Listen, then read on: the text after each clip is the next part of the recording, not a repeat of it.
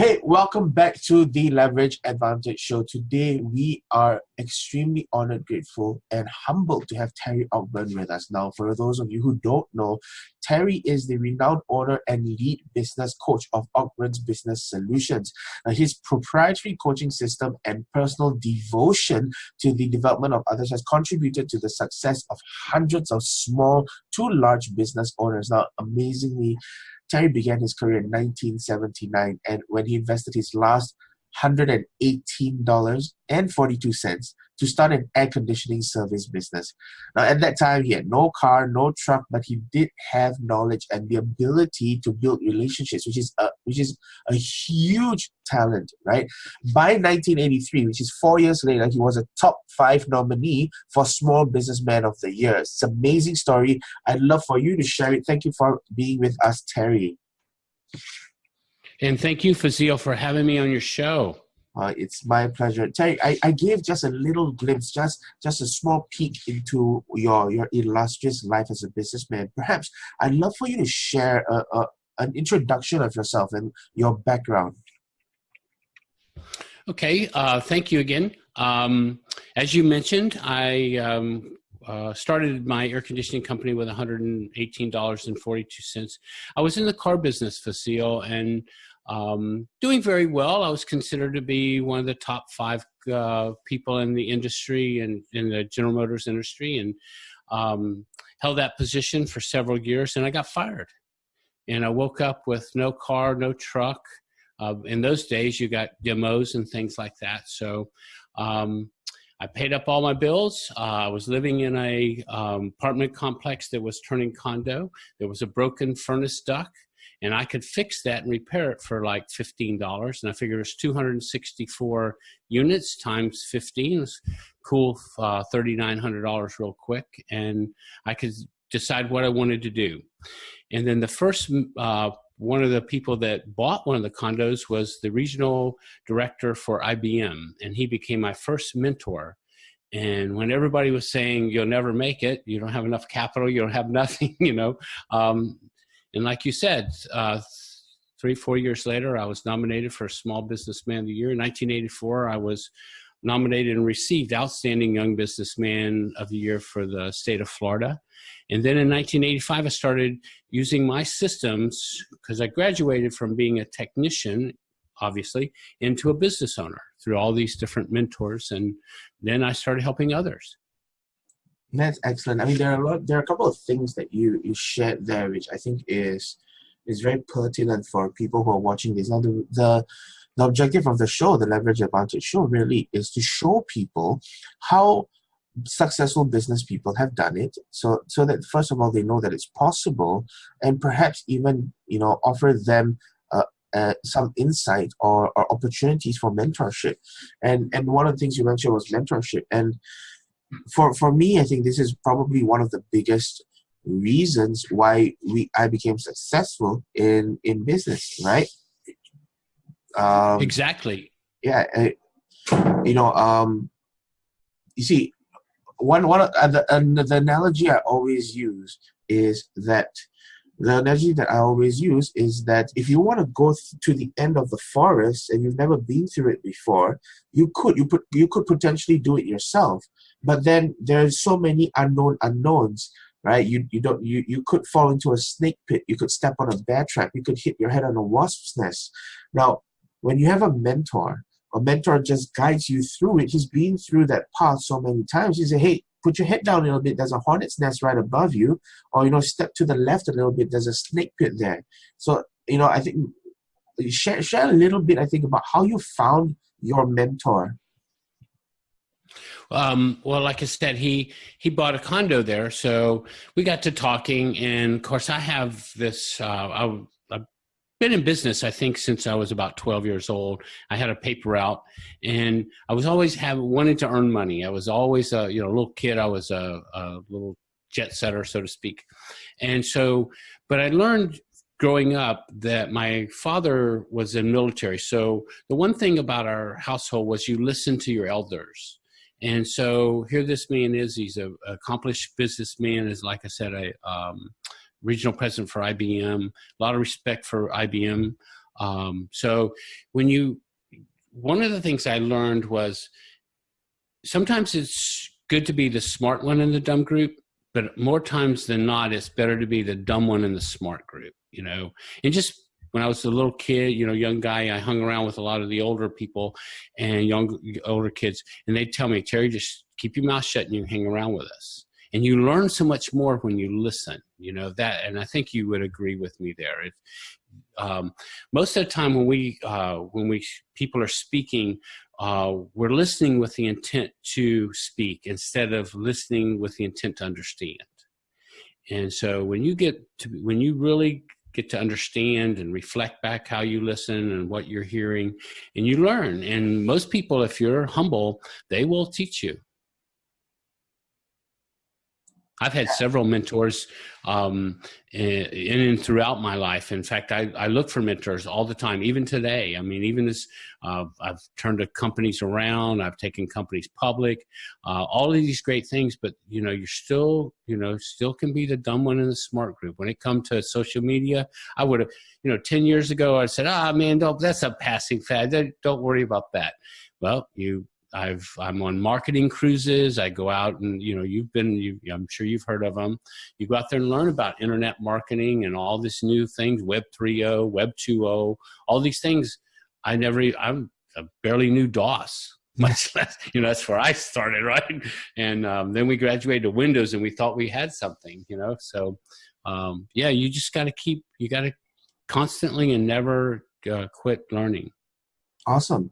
And I think the other thing that you mentioned was systems. A lot of people don't realize that oftentimes you can systemize success, right? So there are people who've been through the path and they've been through it so many times that they found the patterns and codified it into a system, because systems provide predictable results. I don't want to put you out here, but as a business coach, what are some of the steps in your system so that perhaps some of the audience could take that first step as well? Okay, good. Here's here's a system I can share with everybody if they have time to write this down. I'll give you 4 things, Fazil, that if you follow these four little things, it'll help you in any decision. First of all, we have limited beliefs. I think you would agree with me. We have limited beliefs, and sometimes those limited beliefs hold us back, right? Because we keep telling ourselves the fear, whatever.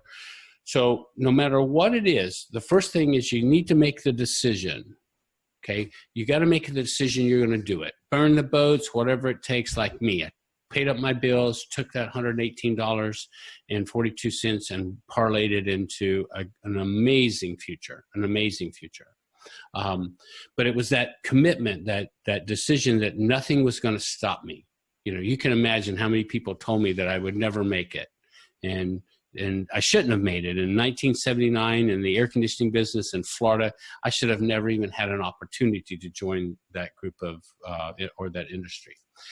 So once you make that decision, as I think you probably know, burn the boats concept, get rid of the, make no return, no exits, right? And then the second thing, you have to put disciplines in your life. Now, whether that's getting up every morning and you're learning, like one of my beliefs is that you should spend 1 hour a day learning something about your craft. Now, this has nothing to do with doing your day-to-day. This is over and above that. And in 5 years or less, you'll be one of the top successful people in that industry, no matter what industry it is. So you have to be very decisive about what you're doing. Disciplined. Number 3, you have to put disciplines in your life to cause those actions to come true. So you decide every morning you're getting up. Most people, they hit the snooze button. Well, if any of your listeners out there are setting their alarm for 6 a.m. or whatever their time is, and they get up and they hit that snooze button, then I'm going to ask every one of them to stop that, okay? Because what you're doing is you're starting your day out with a lie. You said you'd get up at 6 o'clock in the morning and you're not getting up to 6:15 or so, then that sets the pace for your day. Another thing that comes with this is Make sure you have a vision board. Make sure you have a vision of what that looks like. You know, if you're going to be the best at time management, you're going to be the best at whatever it is you're going to be. Know what that vision is. It's okay to emulate. It's okay to look out there and see who's the front runner in your industry.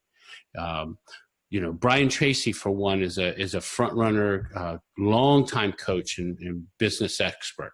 So why not pattern? If you're going to be a coach, why not pattern after him, or Tony Robbins? You know, these guys are big in the industry of coaching and helping others grow. So pattern yourself after those people. So that would be decision. Make the decision. Have the discipline. Have Decision. Yeah. Decision. Be disciplined about, and then be decisive about your time. And then number 4 is vision. Have a vision of what it is that it's going to look like when it's done. Excellent. Thank you so much, Terry. That's certainly very, very helpful. Now, for a lot of young or small business owners, I think a huge challenge for them is turning that business into a company. And what I really mean by that is when you first start, right, you're like a one-man show. Very few people start entrepreneurship, you know, deciding that they're going to hire 10,000, you know, like 5 people even, right? And this really mirrors my own journey as well. You know, for a very, very long time, I was working with just me and my partner and maybe a couple of apprentices, couple of interns, but never really, our processes were never codified. We were never really institutionalized as a company, because my business partner and I are very intuitive. Now, we brought in a COO because we realized, you know, that wasn't our strength. Systemizing and creating processes really wasn't our strength. So we had to bring in somebody that was better than us at that. And we brought in my COO. He was formerly from KPMG, very systems oriented, very process oriented. And he managed to extract from our minds what we thought was just, you can't do it. Like, how can I teach you how to build rapport? Like, how can I teach you to do consulting? Like, all those, it's all here. But then, you know, having that ability to take that out and, you know, make it, because I think my business partner and I didn't realize that the longer we were there and the longer that our business depended on us, that was the weak point. That was the bottleneck. That was what's stopping us from growing. Right. Exactly. So I think the real question here is, you know, what advice do you have for small business owners that want to turn their business into a company, into something they can work on rather than work in? Well, good question. When we start a business, we have this entrepreneurial vision or this entrepreneurial idea or this entrepreneurship. We get this great idea, what we want to do. And then we then drift into the manager mode and we start buying all the stuff we need, the desks, the chairs, and start getting all the equipment we need. And then we drift into this technical mode where we got to do the technical work of it. And businesses start to grow. They get to an adolescent stage, and that's when they think they know everything. And then when they start to bring people on, what happens is they don't have job descriptions, they don't have training programs, they don't have these things, the essentials that are needed. And when they bring this person on, then they're not sure what that person is supposed to be doing. And so they hand them little bits and pieces of work, and then they find out that these guys are not doing it the way they want it. So they end up taking some of that stuff back from them. So they end up micromanaging their team. Well, micromanaging stifles growth. So my advice to your listeners is to rise above that. Find out if you need an accounts payable, you need a COO. Find out what a CEO's responsibilities are, and then design a job description that fits what you're looking for. Then, you know, set up the training classes or whatever you need. You mentioned that you brought in a COO. When I was brought into Radio Shack, and Mr. Roche was the chairman of the company, had 5,000 stores all over the United States and the world. Okay, but he wasn't the CEO of the company. He hired Lynn Roberts, who was the CEO of Shoney's, had did a terrific track record. And some of the people on the board said, well, what does a hamburger flipper know about, gadgets and gadgets and technology, stuff. And he said, Mr. Roach said, I didn't hire him to understand the technical world. I hired him to get business. And in 2 years, a good CEO of a company, which he was, in 2 years, he caused the stock to split twice. Is he worth did he make his bonus? Of course, right? So, and he had an ingenious idea too. He offered all the managers 250 shares of stock if they promised to stay on board for 1 year while he went making these changes. He had a 3-year plan. And most people like myself when I come into a company, I have a 3-year plan to turn it around. And he had one, but he got all the managers to stay for 1 year. Well, that stock doubled. They got 500 shares. Then he come back to me and says, if you'll do another year with me, I will give you 500 shares on top of the 500. Well, that's now 1,000 shares of stock. Well, that stock doubles. That split again. So now all of us had 2,000 shares, and we hadn't done anything except stay employed for 2 years. So you have to think out of the box and genius. You got to come up with some great, incentives and ideas to keep people on board. Learn to work on the business from the top down. To me, it's like Legos. You have all these different pieces and you need this piece and that piece. One of my mentors was a guy by the name of Dick Bettini. And Dick was for a printer, and he found out that the Tampa Bay area in Florida didn't have a 4-color printer or Heidelberg machine. So he researched the market, found out there wasn't one here, moved him and his family down here, set up a printing business, and brought in the first 4-color print job into the Tampa Bay area. And so I'm sitting there talking to him. He's a mentor, and I'm finding, every time I go home, I'd go by his office, I'd hang out, and he's back at the cutter cutting. And I said, Dick, when do you change clothes and get back here and do the work? He says, as soon as I get it in. He says, this is the vantage point of my business. I can see every job that goes out that door. I can make sure it's boxed properly. The look is right.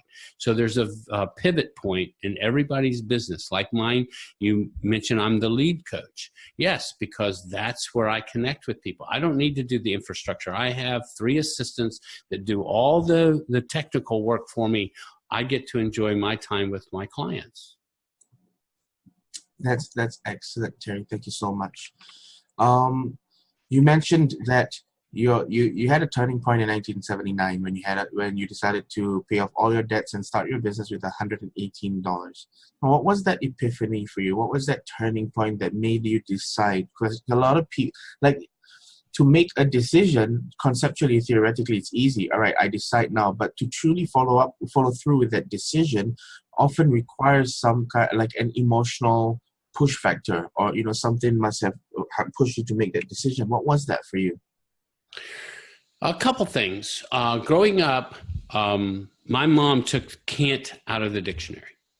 Okay, that's out. So we're as kids, we were not allowed to use that word. So I had been fired out of the car business. Okay, so that's a blemish on your record. Well, you're not getting back into the car business after you've been fired. Okay, so and everybody said, well, you can't do this business. I said, well, I'll show you. I can do it. And so you just, that was the fuel that drove me, was people telling me I can't do it. When somebody tells me I can't do something, then there was a time in the air conditioning business where they called out a bunch of companies to air condition this electronic sign, and everybody said it can't be done, it can't be done. And then finally they called out this guy, and he said, no, I don't know how to do it, but he says, if there's anybody that could tell you how to do this, it'd be Terry. So he gave him my number, and so I went out there, I crawled up into the sign, I looked at it. I said, sure, I can get this done. Cost you about $3,000. And the guy says, are you sure? And I said, yeah.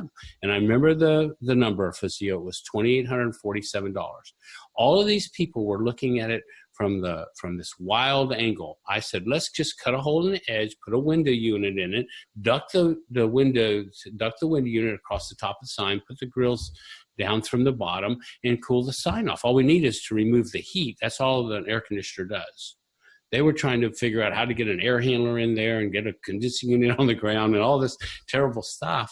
And I just just did something, very simple. Well, that led to the Hillsborough County Sports Authority work, Cincinnati Reds work, the Tampa Bay Buccaneers work, Hillsborough County, Parks and Rec. It just opened the door. So when you step out there and you become that person, that you can be the person that gets it done, you'll become the go-to person. When you become the go-to person, then you know how it can elevate you. That's where I'm going. That's what I want to do now, is be that go-to person to help businesses. I started my business 12 years ago. Awesome. Well, we've come close to the end of the show, and normally what happens is I ask a couple of quick fire questions, and basically I'd love for you to just share with me what comes to you, like at the top of your mind when I ask these questions. They're not going to be difficult, real easy. Okay. All right. So my first quick fire question for you is really, what is the best advice you've ever received? Never give up. And can you share one of your personal habits that you strongly believe contributes to your success? Meditation. And what book would you recommend as a must-read? Think and Grow Rich. Excellent. Thank you so much, Terry. Finally, if you had 30 seconds left to live, what piece of advice would you give? Live it to its fullest. Maximize on everything. Never let any opportunities. Learn how to recognize opportunities and take the chances, man. Just to be out there. Thank you so much. And if people are interested in finding out more about you, how can you be reached? Where should they go? Well, first, I have an offer for your listeners. I would like to offer them a half hour of my time, free coaching session. You just go to my website, terryogburn.com, click on the Contact Us button. A menu will drop down. Just fill in your challenge and your email address. We'll reach out, I'll connect, and I will spend a half hour with you rolling up our sleeves, working on a specific problem.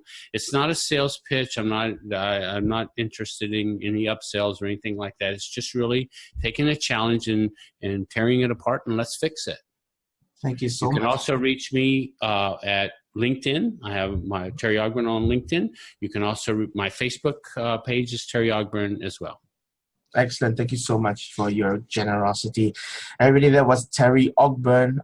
Again, very humble, very grateful that you decided to join us on the show and invest your time with us. I'm very sure that the audience will gain so much from your nuggets of wisdom. Thank you so much for being with us, Terry.